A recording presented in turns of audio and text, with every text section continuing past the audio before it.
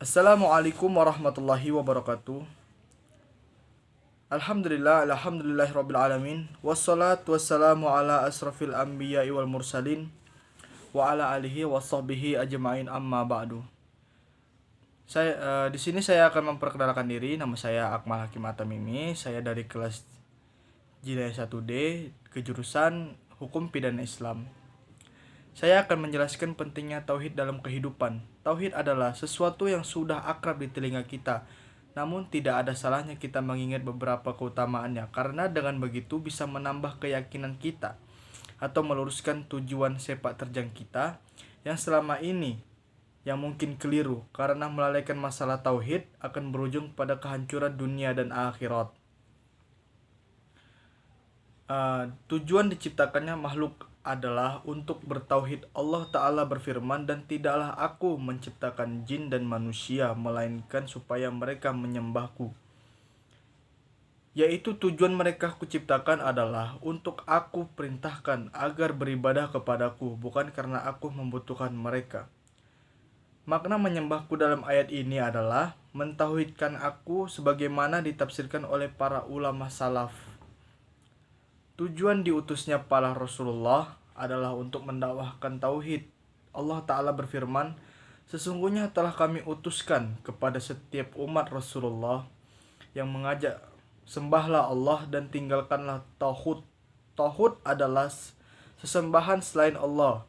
Syekh Asad berkata, Allah Ta'ala memberitakan bahwa hujjahnya telah tegak kepada semua umat, dan tidak ada satu umat pun yang dahulu maupun yang belakang kecuali Allah telah mengutus dalam umat tersebut seorang rasul, dan seluruh rasul itu sepakat dalam menyerukan dakwah dan agama yang satu, yaitu beribadah kepada Allah, dan tidak boleh ada satupun sekutu baginya.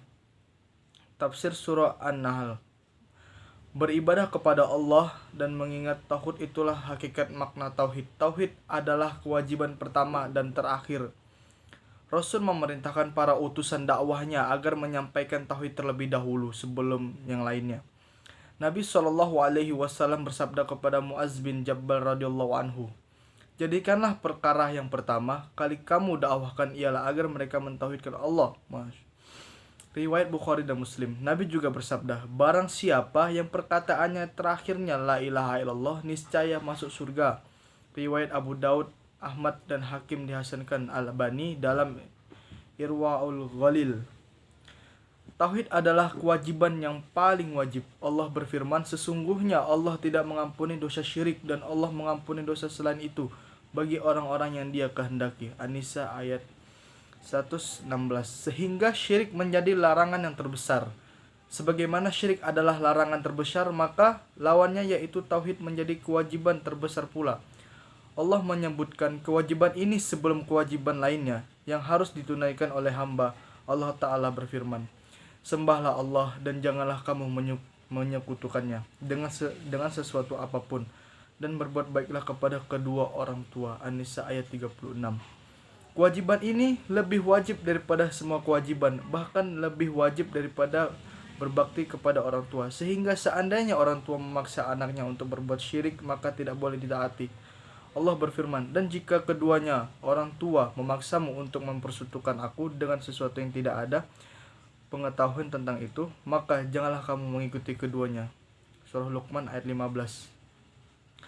Hati yang salim adalah hati yang bertauhid. Rasulullah SAW bersabda, ketahuilah di dalam tubuh itu ada segumpal daging. Apabila ia baik, maka baiklah seluruh tubuh. Ketahuilah bahwa ia adalah hati. Riwayat Bukhari dan Muslim. Allah Ta'ala berfirman, hari di mana harta dan keturunan tidak bermanfaat lagi kecuali orang yang menghadap Allah dengan hati yang salim atau selamat. Asy-Syura ayat 88-89. Imam Ibnu Katsir rahimakumullah berkata, yaitu hati yang selamat dari dosa dan kesyirikan. Tafsir Al-Quran Azim, tafsir surat Asy-Syura. Maka orang yang ingin hatinya bening, hendaklah ia memahami tauhid dengan benar. Tauhid adalah hak Allah yang harus ditunaikan hamba. Rasulullah SAW bersabda, Hak Allah yang harus ditunaikan hamba yaitu mereka menyembahnya dan tidak menyekutukannya dengan sesuatu apapun. Riwayat Bukhari dan Muslim. Menyembah Allah dan tidak menyekutukannya artinya mengetahuikan Allah dalam beribadah, tidak boleh menyekutukan Allah dengan sesuatu apapun dalam beribadah, sehingga wajib membersihkan diri dari syirik dalam ibadah. Yang tidak membersihkan diri dari syirik, maka belumlah dia dikatakan sebagai seorang yang beribadah kepada Allah saja. Ibadah adalah hak Allah semata, maka barang siapa menyerahkan ibadah kepada selain Allah, makna dia telah berbuat syirik. Maka orang yang ingin menegakkan keadilan dengan menunaikan hak kepada pemiliknya sudah semestinya menjadikan tauhid sebagai ruh perjuangan. Baiklah, itu saja yang bisa saya sampaikan. Lebih dan kurang saya mohon maaf. Wabillahi taufiq wal hidayah. Wassalamualaikum warahmatullahi wabarakatuh.